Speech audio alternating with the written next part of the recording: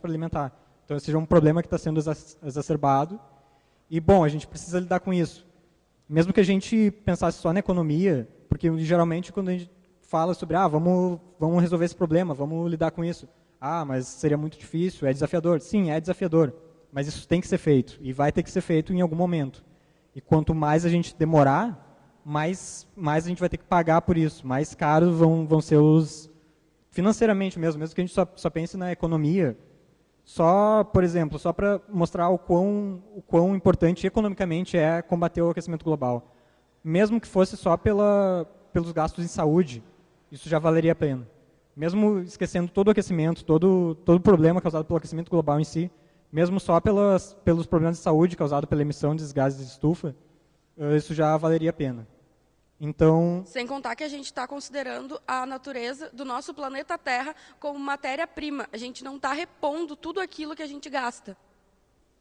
Então, a gente vai vendo assim alguns problemas e como os poderes, as instituições que têm poder para mudar a sociedade estão agindo por enquanto. O que a gente vê, por exemplo, nesse caso dos problemas ambientais, enfraquecendo acordos internacionais. Então, recentemente, os Estados Unidos saiu do Acordo de Paris, o que é um grande desastre, assim, e essa é uma tendência muito perigosa. E tem várias coisas desse tipo acontecendo, vários governos limitando os acordos internacionais, os diálogos, nas Nações Unidas e tudo mais para resolver esses problemas. Isso está sendo enfraquecido. O Acordo de Paris, ele foi um acordo que foi feito com vários países para poder que haja uma redução dos gases poluentes do aquecimento global. Exatamente. A ameaça à floresta amazônica. Ano passado, o governo brasileiro extinguiu a RENCA, que é uma região de áreas preservadas, que é uma área do tamanho do estado do Espírito Santo, e tem muito minério lá, mas era preservado, agora o governo liberou para a exploração do minério. Então, só um exemplo de como os governos estão agindo contraproducentemente. Outra maneira, barateando as energias que geram problema, o carvão, o petróleo. As energias renováveis já são mais baratas do que essas energias sujas. O petróleo e o carvão, eles recebem mais subsídios do governo para poder existir do que as outras energias renováveis. Por isso que elas se tornam mais caras do que aquelas que fazem a poluição, que são prejudiciais para o efeito estufa. Se não houvessem essa interferência do governo, os mercados de energia renovável já iam estar bombando, porque é mais barato. Aqui no Brasil, a gente tem uma radiação solar muito forte, a gente poderia estar explorando esse mercado de maneira muito boa, só que o governo estimula a energia que todas as instituições que pensam sobre isso dizem que a gente não deveria estimular, a gente deveria botar tarifas, eles subsidiam. O que deveria subsidiar, eles botam tarifas. Então, vamos para o próximo problema. Recessão democrática. Tem um cientista político que é especializado em democracia, o Larry Diamond, e ele cunhou esse termo, recessão democrática, porque ele percebeu que tinha uma tendência de aumento das democracias desde os anos 80, com o final de ditaduras aqui na América Latina e no Oriente Médio. Só que essa tendência, em 2006, aproximadamente, começou a se reverter. E o número de democracias começou a diminuir, e a qualidade das democracias, que ainda dá para chamar de democracia, também começou a decair. A gente fala muito sobre a Rússia, a Venezuela, vários outros países, mas para citar um exemplo que ainda é chamado de democrático, os Estados Unidos, que é a maior potência econômica, maior potência cultural, e geralmente se chama de uma democracia vibrante. Mas das últimas 5 eleições presidenciais, em 2 o perdedor ganhou. Inclusive, na última agora, o Trump recebeu 3 milhões de votos a menos, mas foi eleito. E isso é só um exemplo de como essa democracia não é tão vibrante, está cada vez menos, Então, o que os poderes estão fazendo sobre isso? Relativizando o autoritarismo. Então, eu chamo de autoritário aquele que eu não gosto, mas aquele que já tem algum interesse para mim já não tem mais isso. De novo, Estados Unidos quer atacar a Venezuela, mas é totalmente parceiro com a Arábia Saudita, por exemplo. Estimulando, dizendo que não tem problema esses teus autoritarismo, tudo isso não tem problema. E falhando no combate à desinformação. Então, indo agora para coisas que são feitas na esfera privada, como o Facebook. O Facebook está com as nossas democracias na mão. Infelizmente, a gente está numa situação em que aquela empresa está tendo que decidir sobre como a gente vai combater a desinformação, como a gente vai resolver esses problemas tão fortes. Toda a informação que acaba chegando até a gente, ela é filtrada pelos meios em que a gente vive. Ali só vem informação que a gente quer saber. Se por acaso tem alguma informação que não está vinculada ao nosso círculo, vinculada ao nosso meio, essa informação ela não chega até a gente. E a maioria dos brasileiros, 55%, se eu não me engano, acredita que internet é o Facebook. Eles não acreditam que haja qualquer outro meio de informação que possa trazer uma informação nova, uma informação diferente daquilo que tu está acostumado. Isso é uma pesquisa da Quartz, que eles fizeram essa pesquisa para todo mundo, assim, e o dado brasileiro é esse: 55% da população concorda com a frase Facebook é a internet. Por que isso acontece? O Facebook faz caridades de levar a internet para onde não tem, só que na verdade leva só o Facebook. E as pessoas ficam achando que aquilo é a internet. Isso aliado a fatos tipo quebra de neutralidade da rede, que muitas telecoms fazem por aí, né? Tipo, Facebook e WhatsApp grátis. Para te ficar limitado a isso, né? Para te receber só desinformação e não conseguir nem abrir um link para conferir. Para te estar ali alimentando esse monopólio gigante. E porque eu digo que está falhando o combate à desinformação. O Facebook até diz, então, vamos combater as fake news, vamos fazer parceria com essas agências de checagem de fatos, e aqueles que eles disserem que é notícia falsa, a gente bota o selinho de falso, então está tudo beleza, não precisa se preocupar com notícia falsa para as eleições. Só que isso é totalmente falso. Na verdade, essa iniciativa pode até o tiro sair pela culatra, porque teve uma pesquisa do MIT que mostrou que isso não é efetivo, porque a quantidade de notícia falsa é muito maior do que essas agências têm conta de resolver. Então, algumas notícias falsas botam lá, tá, é falso. Mas a grande maioria acaba passando sem ser checada, e isso faz o público achar que aquela informação ele confia mais ainda na informação do que de outra maneira, então acaba sendo contraproducente. Desde a Revolução Industrial, o nosso trabalho ele acabou sendo transferido para máquinas. Aí, o que as pessoas pensam? Que sempre vai ter uma máquina para fazer o meu trabalho, e daí várias máquinas vão fazer o trabalho de todo mundo, então eu vou ter mais tempo para lazer e para fazer aquilo que eu gosto, certo? Não, errado. Todas as pessoas que trabalham em setores comuns vão acabar sendo passadas para outros setores, e esses setores também vão se automatizar. Então, quem vai deter todo o dinheiro e todo o conhecimento é a pessoa que controla as máquinas. Nós, pessoas comuns, a gente vai acabar ficando desempregado e sem dinheiro. O aumento da população, ele é algo que vem acontecendo muito nos últimos tempos. Já estamos em vários bilhões. Com o aumento da população, a gente tem a escassez de alimentos. E ainda, como tem muita gente no planeta, as doenças são passadas mais rapidamente para os outros, porque a gente se locomove muito. Então, com isso, a gente tem dois problemas, tanto os alimentos, tanto a escassez de alimentos, quanto o fato das doenças serem passadas mais rápido do que eram passadas antes. Então, a gente tem aí todos esses problemas, mais crise migratória, crise da energia, do alimento, tudo isso. E todos esses problemas, eles estão interligados e se alimentando um ao outro. Então, tipo, os desastres ambientais acabam gerando um cenário em que as pessoas se voltam a saídas autoritárias, simplistas. Então, uma das maneiras com a qual o Bangladesh auxiliou na contenção do aumento da população, que esse ainda é um tema muito complicado de se falar. As pessoas sempre pensam pior quando tu fala em contenção da população.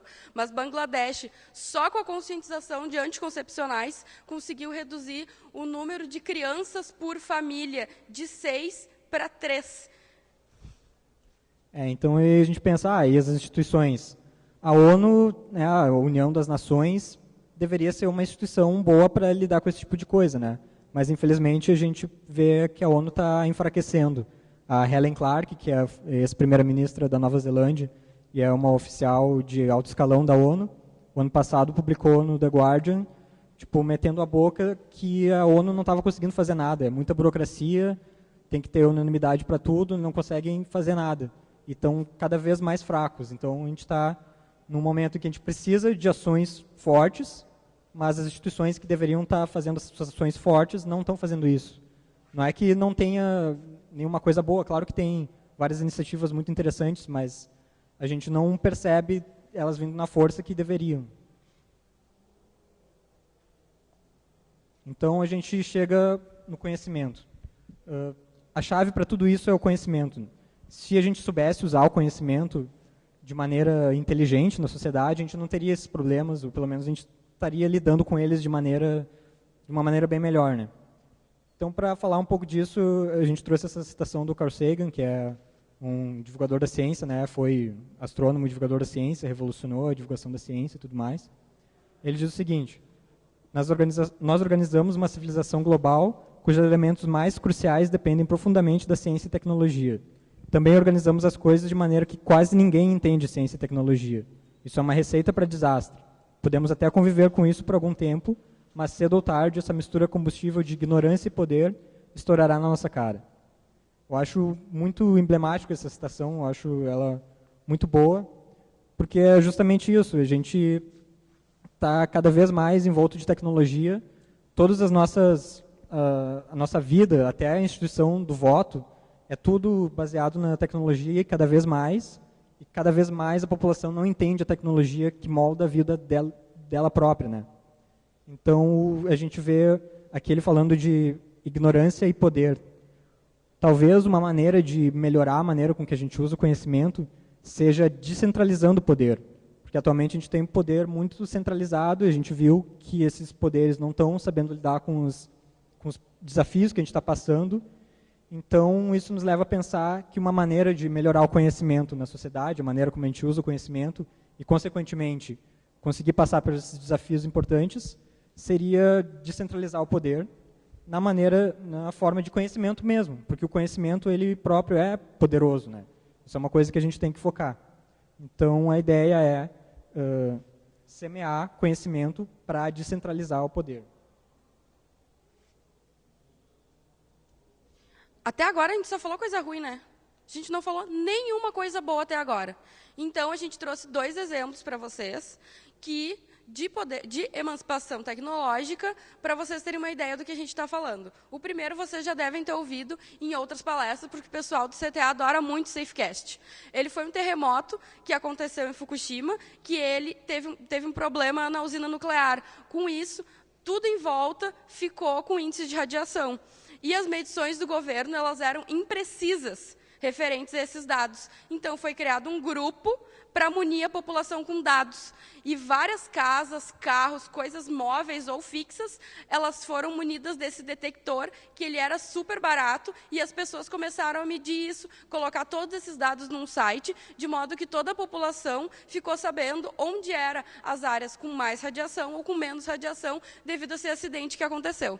Quer falar alguma coisa? Só uma coisa interessante é que, como eu disse, esses dados foram muito melhores que o do governo, só que, de antes de começar esse projeto, só se tem os dados do governo, obviamente. Então, a gente não tem como saber exatamente quais eram as condições de antes de acontecer esse acidente, né? A gente sabe que essa usina que explodiu os reatores, ela já devia ter sido fechada e os dados que o governo nos mostra sobre como estava a radiação por lá não são confiáveis, não são bons, não são exatos e nem precisos.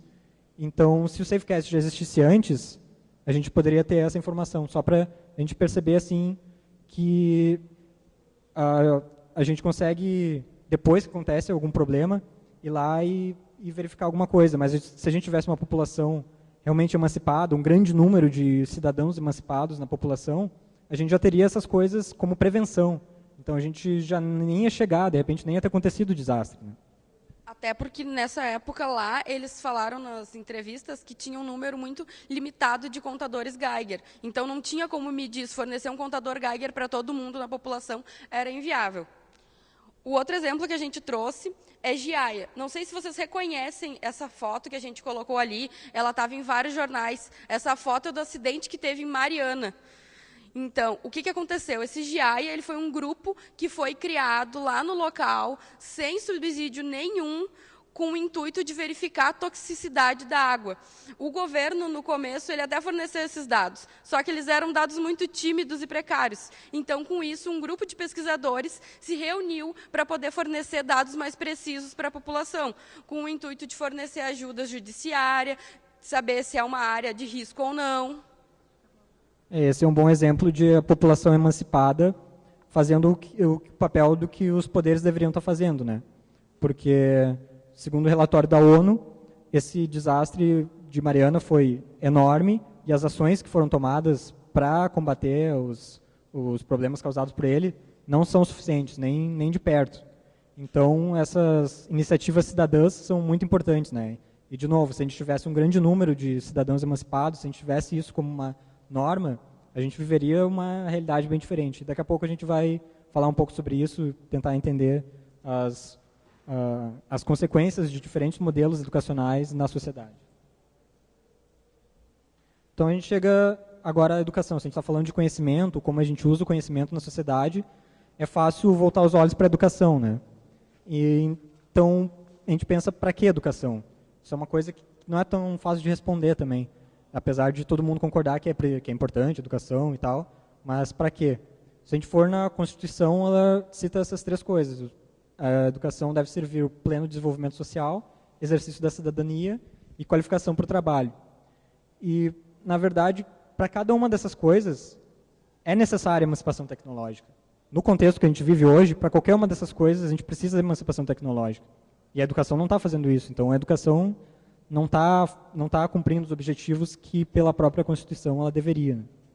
Um investimento em soluções de código aberto, tanto hardware e software livre, fariam com que o indivíduo pudesse contribuir com o grupo, com a comunidade, com a sociedade com a qual ele está envolvido, resolvendo os problemas mais emergentes ali. E, por que não, contribuir também com alguma coisa mundial? O Safecast e o Giaia, até agora, eles conseguem fornecer dados para a gente que a gente possa utilizar.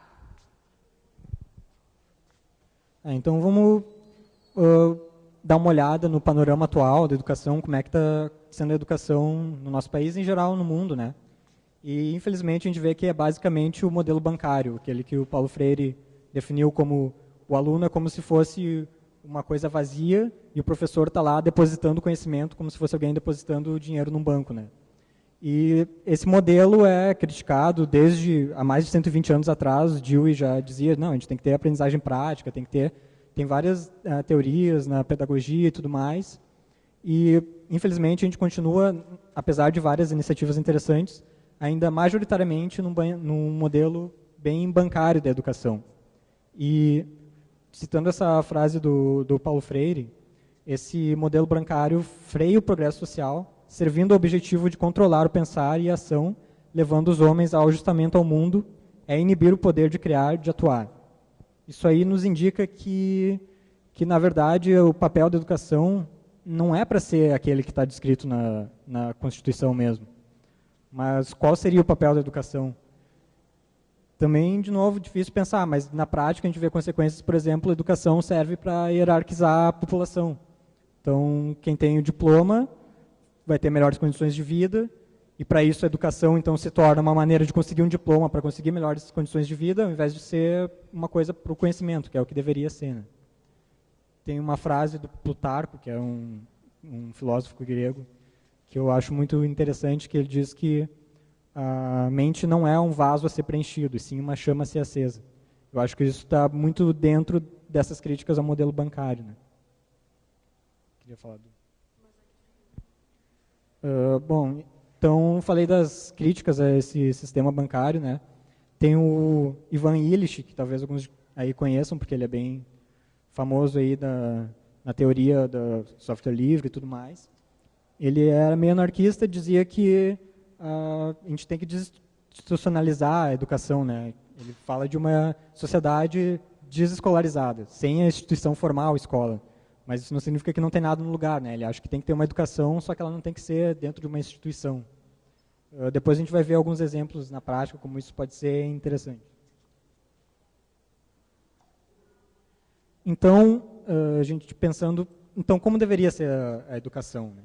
A gente, como falou, atuamos no CTA Júnior e atuando ali, lidando com a educação básica, pensando sobre todas essas questões, a gente chegou a alguns conceitos que a gente acha que são indispensáveis, essenciais para uma educação básica que vise a realmente propor... Uma educação tecnológica da criança.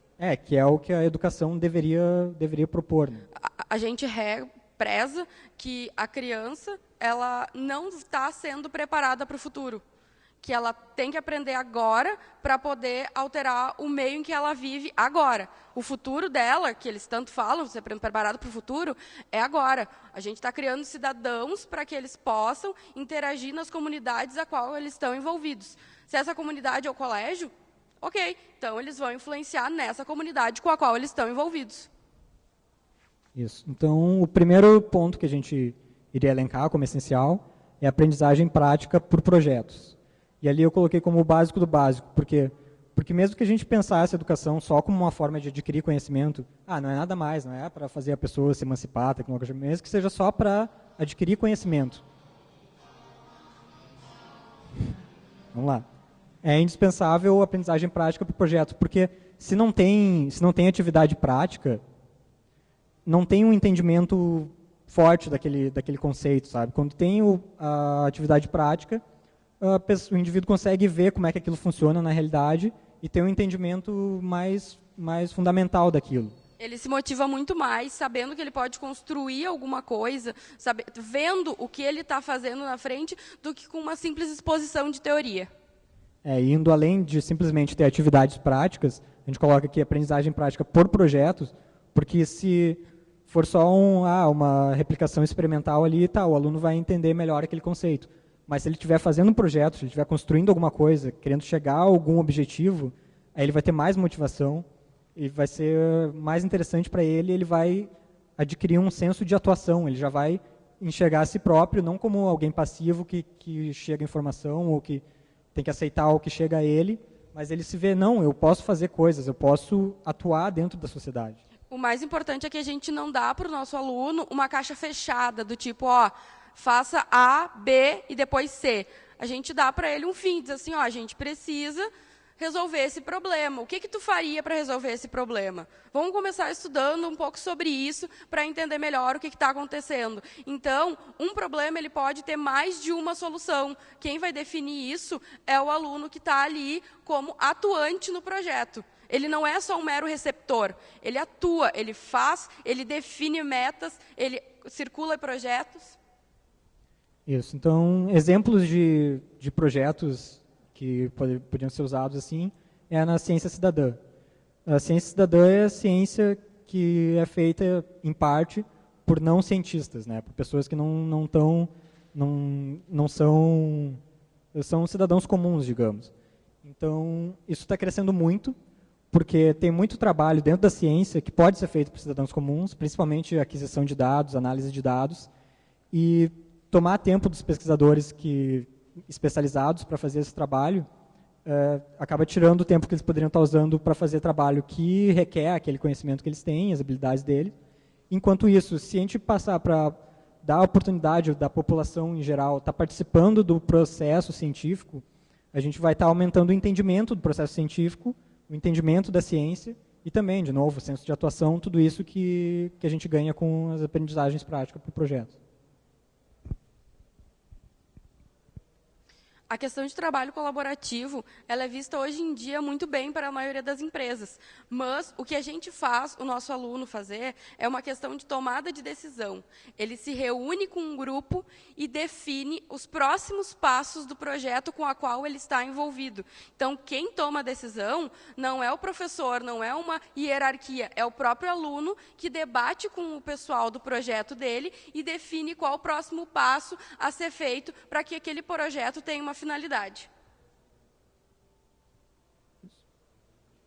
Isso gera mais engajamento entre os alunos, porque eles acabam discutindo coisas em comum entre eles. Então, eles precisam conversar para chegar num ponto em comum.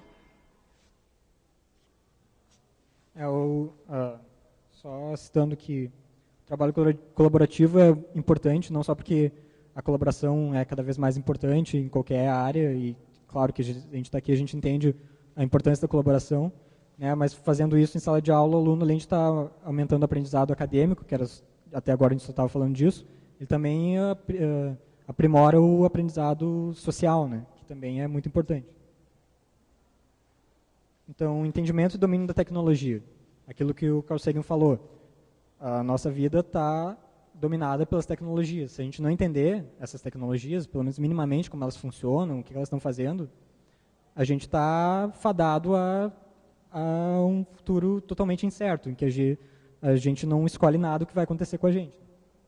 Então, isso deveria ser prioridade no sistema educacional. Só que não é. Até aparece muitas inovações, vamos usar computador na sala de aula, lousa digital, não sei o quê, mas quase sempre é mais do menos mesmo. É tipo o sistema bancário, só que em forma digital. Não é o usufruto da totalidade do potencial dessas ferramentas. É simplesmente um uso ordinário e tu está ensinando o aluno nada mais do que usar alguma ferramenta de uma maneira bem superficial, sem que ele entenda, pelo menos minimamente, como aquilo está funcionando. Então, isso gera vários problemas, até está viciando o aluno em uma ferramenta que frequentemente tem alto custo, está citando ali, então já está aprendendo o aluno a uma ferramenta que ele pode ter que optar ou pela pirataria ou a gastar muito para comprar aquilo. Inclusive, as próprias instituições perdem com isso, porque tem que ou gastar muito para botar um monte de Windows lá nos computadores, ou eles vão ter que usar pirata, correndo risco de receber multas por isso, né? Então, a educação deveria priorizar isso de, pelo menos, passar algum entendimento sobre como as tecnologias funcionam, usar ferramentas que sejam acessíveis e sejam estudáveis, ou seja, que permitam o seu estudo, porque se a ferramenta não permite nem que estude como aquilo funciona, já sai daí, né? Então, assim, o aluno percebe que ele tem habilidades gerais, se ele entende mais ou menos, pelo menos, como funciona aquilo, ele sabe que ele não precisa usar exatamente daquela maneira como ele está usando nesse momento. Ele pode fazer alguma coisa diferente. E com isso, isso muda a visão de mundo dele, porque se ele percebe que ele tem habilidades gerais, que ele pode fazer coisas diferentes, resolver problemas com os quais ele não tropeçou, por enquanto, na vida, isso muda totalmente as ações que ele vai tomar na vida dele. O que acontece atualmente é que os professores eles ensinam o aluno a usar uma ferramenta só de uma certa maneira, de uma maneira específica. Então, se por algum motivo muda só um pouquinho, o aluno já não sabe o que fazer. O aluno fica olhando ali, mas eu só queria fazer alguma coisa e não consigo porque não está exatamente onde eu queria que eu estivesse. Mas ele pode estar um pouquinho do lado, pode ter outro meio, pode ter outro software, e o aluno não sabe como sair dessa sinuca de bico que ele acaba entrando. O que a gente faz é justamente o inverso. A gente ensina como ele resolver os próprios problemas sem se ater aos meios formais ao qual ele é doutrinado a utilizar.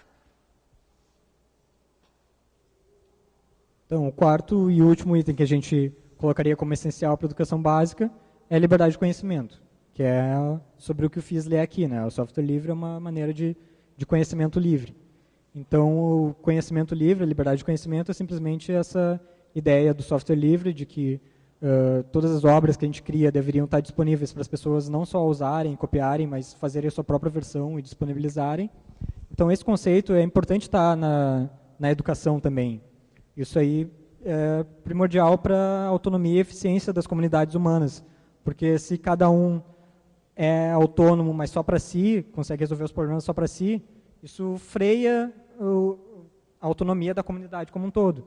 Então, a gente precisa focar nisso, o que significaria também repensar a maneira como a propriedade intelectual é pensada, o que também é uma necessidade, porque o conceito de propriedade intelectual já está sendo visto de uma maneira muito estranha, já com a internet e tudo mais, ninguém na prática dar bola para violar um direito autoral, né?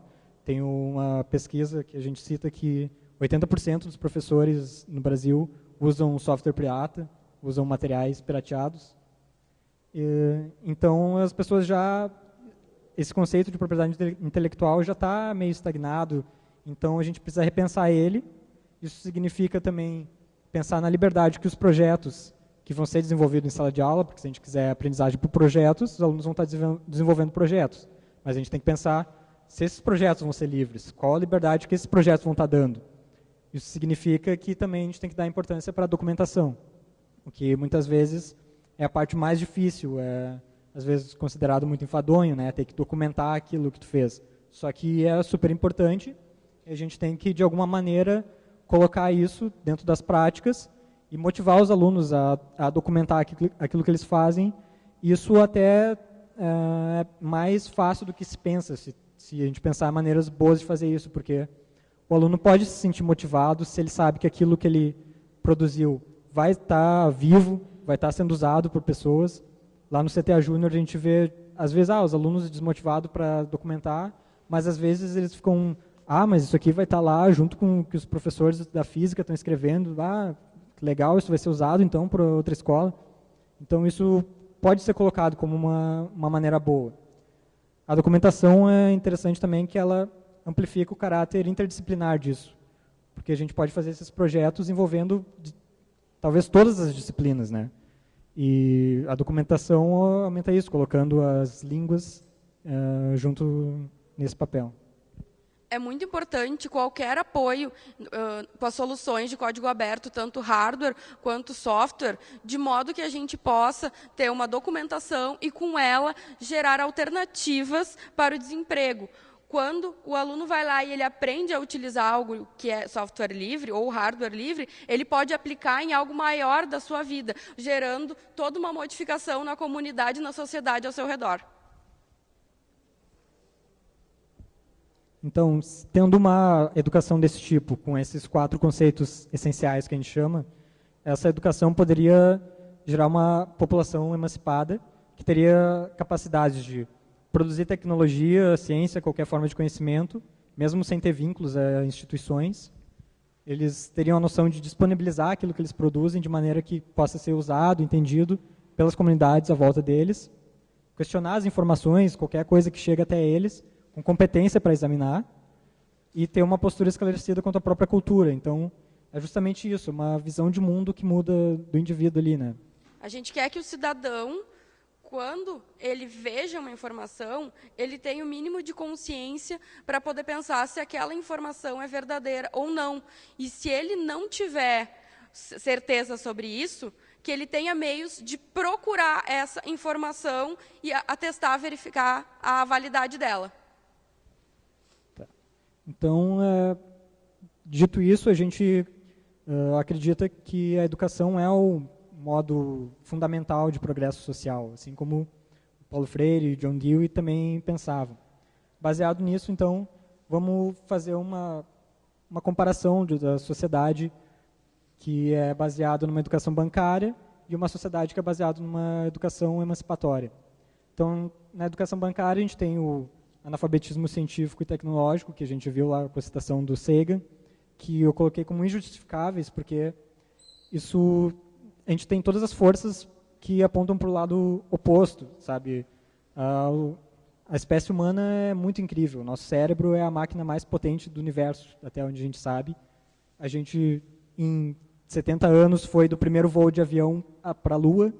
A gente é capaz de coisas muito fantásticas, só que ainda assim a gente tem uma população fortemente analfabeta, cientificamente, tecnologicamente. Tem alguma coisa errada aí. No mesmo ano em que a gente descobre a existência, ou comprova a existência de ondas gravitacionais, a gente está lutando contra uma conscientização do formato da Terra. E tipo, o universo é todo incrível, né? Não é só a nossa mente. As ondas gravitacionais são incríveis, a biologia é incrível, é tudo incrível para quem realmente consegue perceber o quão gostoso é aprender alguma coisa, adquirir conhecimento. Isso a gente pensa como é que a gente consegue ter essa população que que acaba indo para as pseudociências, acaba achando tão desinteressante o universo real, que quer ir para um universo fantástico e às vezes até perigoso, porque se a gente não vacinar as crianças, as doenças vão se espalhar. Então, uma outra coisa, educação é poder, como a gente já tinha pensado antes. A gente tinha que ter um marketing melhor para a educação também. Tipo, se educação é poder, tu ir atrás da educação, do conhecimento, adquirir conhecimentos, habilidades, isso te dá poder, tu pode ser um super-herói. Tipo, super-heróis estão em alta, aí todo mundo adora super-heróis agora, nas escolas, crianças, até os adultos. E a gente podia chamar a escola de centro de formação de super-heróis, sabe? Não um lugar chato que tu vai para ficar copiando uma coisa do quadro. E isso gera população dependente de corporações, porque se as pessoas não têm a capacidade de resolver os problemas por conta própria, de pensar, qualquer coisa que a gente vai precisar, seja tecnológico ou não, a gente vai ter que depender de uma corporação. Essa corporação vai ter muito poder, em geral não é lá muito ética, e a gente tem então uma dependência de exploração com essas corporações. E isso junto com uma cultura de estrangulamento do conhecimento, que prejudica até essas próprias corporações, porque todo conhecimento que é produzido tem que ficar fechado, porque esse é o meu conhecimento e eu tenho que competir com os outros. Isso gera imensos gastos legais. A gente tem empresas aí como a Apple, Samsung brigando pelas disputas legais por ideias, por posse de ideias, e isso freia muito o progresso da inovação. Enquanto isso, numa educação, uma sociedade baseada numa educação emancipatória, a gente teria uma população que realmente tem o entendimento da ciência, da tecnologia, e com isso ela não fica presa a corporações, a instituições, ela mesma é autônoma, é emancipada, né? Isso incentiva as próprias empresas, corporações, que atualmente são pouco éticas, mas com uma população mudando, ficando mais crítica, isso é um incentivo às empresas a mudarem também o seu tom. E isso já é uma tendência que a gente vem vendo, daqui a pouco a gente vai citar. O que acontece? A gente tem alguns desafios que a gente acaba enfrentando ao aplicar isso. A gente tem muito baixo incentivo relacionado a isso, porque o empregador ele pensa, se eu for investir neles, eles não vão mais depender de mim. Então, a questão de pouco incentivo nessa área, ele se dá por causa disso. E a outra questão é dos vícios culturais. A gente está acostumado a fazer as coisas exatamente de uma maneira. Se alguma coisa muda, a gente já não sabe mais fazer, e daí eles começam a dizer, não, porque é muito difícil, é muito complicado, eu não sei fazer, isso aí é só para nerd. Não, não funciona assim. A gente trabalha de modo para poder ensinar tudo direitinho para eles. E o incentivo até tem, REA, CTS, deveriam ser estimulados pela lei, lá diz que deveriam ser estimulados, mas não são na prática. Então, na prática, tem muito baixo incentivo, né? Mas também tem muitos estímulos. Agora é a parte boa e, isso aqui eu acho que, de repente, a gente pode seguir por esse caminho. Eu tenho esperança na nossa sociedade que a gente vai seguir por esse caminho. Movimentos crescendo, aqui o FISLE, por mais que esse ano esteja menor do que os outros anos. Olha. Então, a gente tem movimentos desse tipo, que pedem pela emancipação, pela melhoria nas escolas e pela liberdade do conhecimento, crescendo. A gente tem uma coisa muito incrível, que é a democratização da produção com impressoras 3D, fresadoras. Talvez vocês tenham ouvido falar da João de Barro, fresadora do CTA lá, que faz circuitos. E então a gente tem todas essas máquinas agora muito mais acessíveis à população, e isso é um grande estímulo para mudar todo esse cenário. Outra coisa que vem acontecendo é ativismo de reformista para a educação. Aqui no Brasil, no Chile, na Argentina, a gente viu recentemente os próprios alunos percebendo que, mesmo estando eles lá dentro daquela educação bancária, eles percebendo que aquilo não deveria ser assim, vamos ocupar a escola, vamos melhorar isso, e ainda acabando gerando uma educação até melhor. Quando a gente vê o que muitos alunos estavam fazendo naquelas ocupações, era até um modelo de ensino muito melhor do que o que eles estavam tendo formalmente, né? E o último estímulo é a pressão mesmo, porque as coisas estão ficando cada vez piores. Em algum momento a gente vai ter que agir. E aqui citando o Carl Sagan de novo, o Carl Sagan diz que os humanos são muito bons em agir sob pressão, Então, essa citação foi do último livro que ele publicou, que foi bem depois da primeira citação que eu falei dele antes. E ele é meio esperançoso, ele diz que ele está falando especificamente das crises ambientais, mas isso entra em todo o contexto que a gente citou, que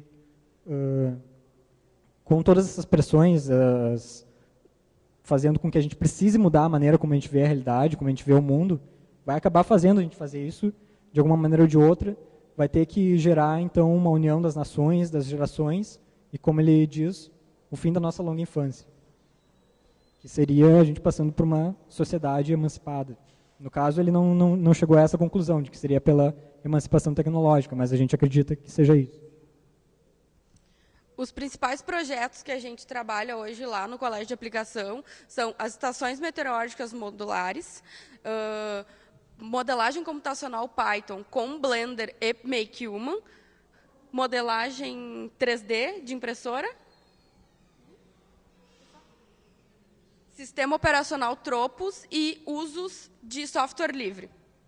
Então, o CTA Júnior, a gente tenta passar todos aqueles 4 elementos que a gente acha essenciais, e a gente tem um exemplo legal que é o da sirene, que foi que a sirene do colégio lá estragou, e a própria direção foi lá e pediu foi lá no CTA ver, você não tem como fazer? Os alunos, tem, foram lá e fizeram.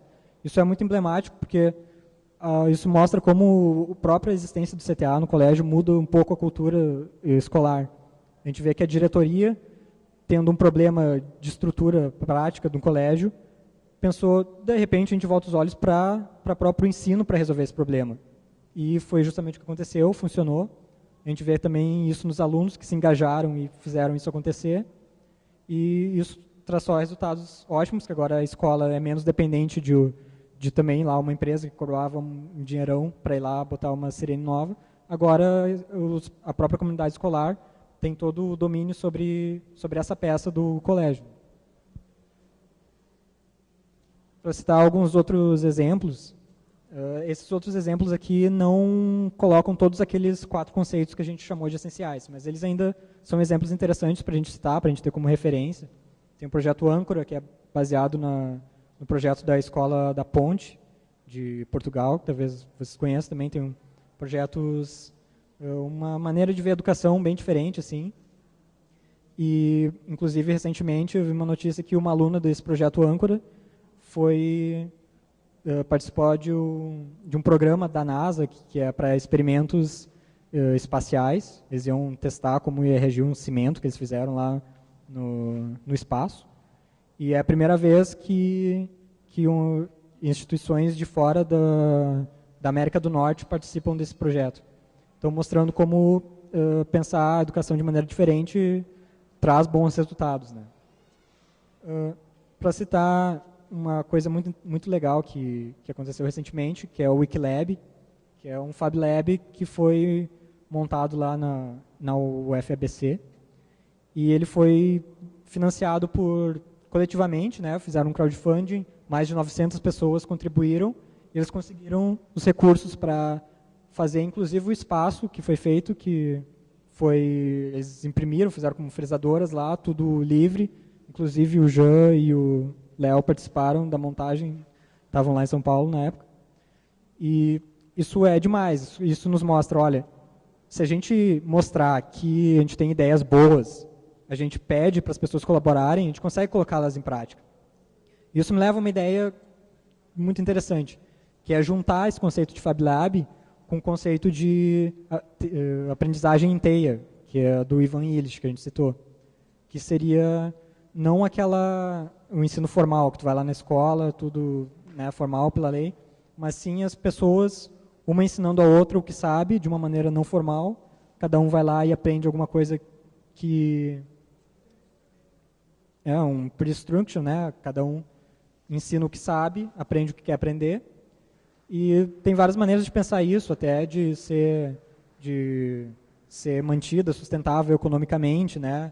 Por exemplo, os alunos que vão lá aprender podem contribuir, né? Cada um com aquilo que pode.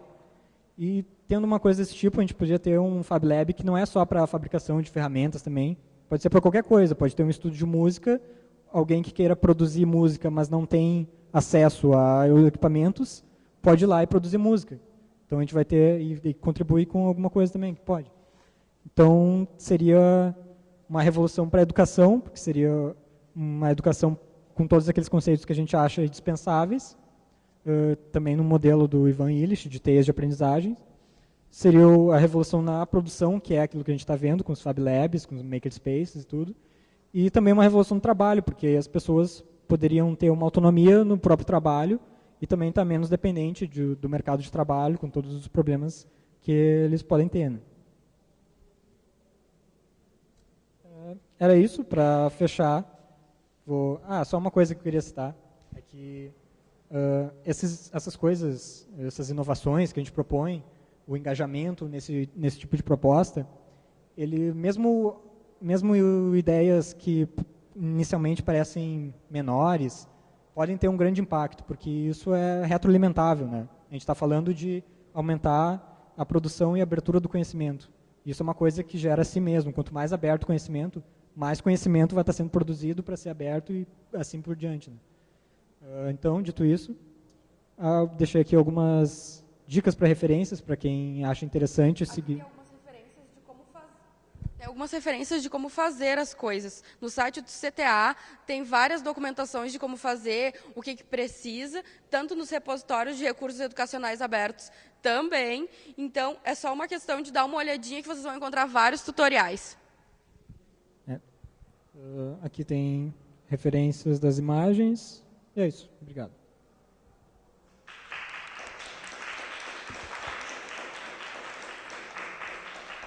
Se tiverem perguntas, não sei se tem tempo.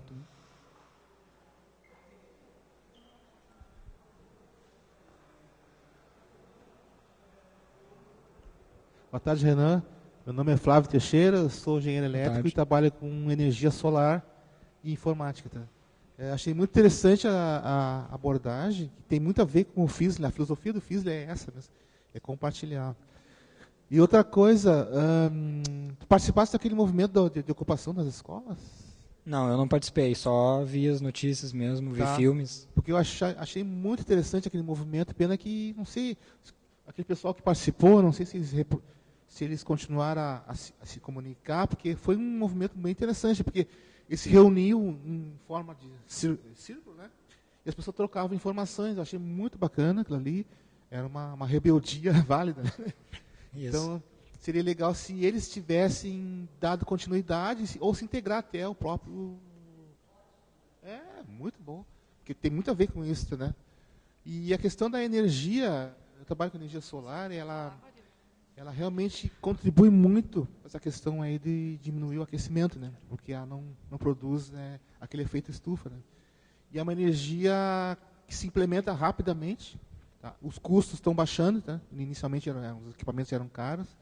Os custos estão baixando e o financiamento está mais alongado, né? Ele paga em 60 meses agora, né? Banco do Brasil, BNDES, Caixa Econômica Federal e até bancos particulares também. Então, estão financiando, então é muito interessante. Parabéns. Eu queria perguntar se alguém quer falar outra coisa, porque a gente se conhece e tal, então... Alguém tem mais algum?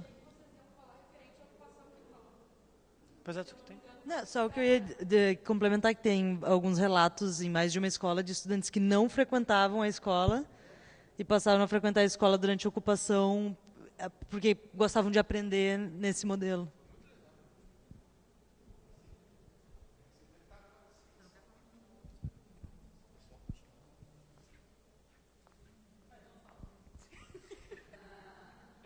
Eu queria dar chance para as outras pessoas. Eu queria pedir para voltar no slide 15 ali, enquanto isso. Eu estou tendo a oportunidade de ir em escolas de verdade, assim, e isso é muito legal. E uma coisa que eu percebo é que a escola ela é um espaço já muito bem consolidado, né? E daí é um desafio a gente começar colocando, né? É um desafio a gente fazer coisas desse tipo naquele espaço da escola. Tipo, tem uma coisa que sempre me choca, para citar um exemplo trivial, assim. Chega uma pessoa para mim e fala, "Sor, posso ir no banheiro?" E daí eu fico, quem sou eu para dizer se uma pessoa pode ou não pode ir no banheiro, sabe? Onde que estamos? Que lugar é esse? Tipo, vai no banheiro, sim. Eu até fico meio assim, tipo, de dar uma permissão pra uma pessoa ir no banheiro, eu fico me sentindo estranho. E daí, tipo, esse desafio, eu acho, a gente fazer coisas desse tipo num espaço que é a escola. O espaço da escola é um espaço que eu acho estranho, mas ele é muito... Ele tem seu valor, mas é um... Né, é coisa do... E eu acho que ali do slide é de, tipo, a gente tem geralmente a gente está acostumado a tentar olhar ele de baixo para cima e pensar que são coisas que a gente vai dominando de baixo para cima, mas a proposta é mais ou menos como se fosse da ordem de cima para... Agora a gente não está mais vendo, então não dá para saber. A gente vai vendo de cima para baixo, só que talvez com esses projetos a gente consegue fazer a coisa de uma maneira integrada, né?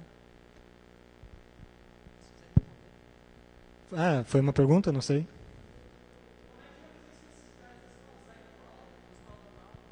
Como a gente mostrou ali, tem muitos desafios, mas a maneira de fazer é basicamente quem tem a consciência de que isso é necessário, vai lá e dá um jeito, vai lá e faz. E outra coisa, fazer fora da escola também, como o Ivan Illich, as teses de aprendizado, o Fab Labs. Quanto mais a gente fizer isso fora da escola, mais incentivo vai ter para lá naquele ambiente escolar e essa mudança acontecer também.